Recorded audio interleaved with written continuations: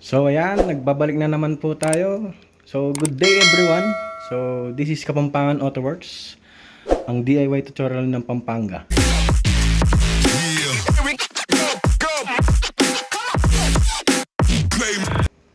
So mga idol, may bagong ano lang tayo. Parcel tayo na binigay. So ito galing sa tito natin na nasa abroad. So senior niya itong series sa mga automatic. Ayan yung mga nadidiskarga yung baterya.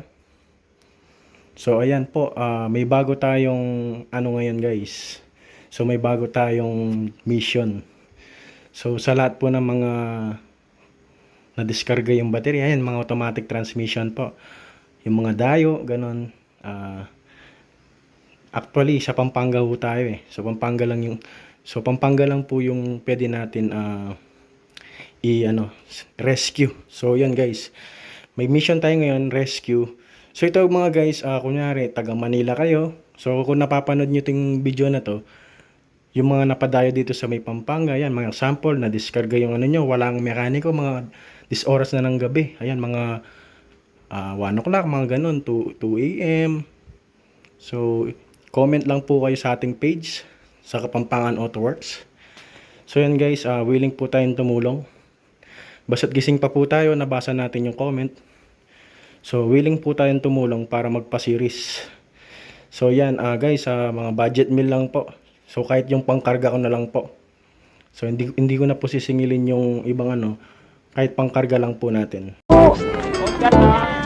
Kamutin mo. So ito guys, alam niyo naman po, sa mga automatic transmission, kailangan po natin ng ganito.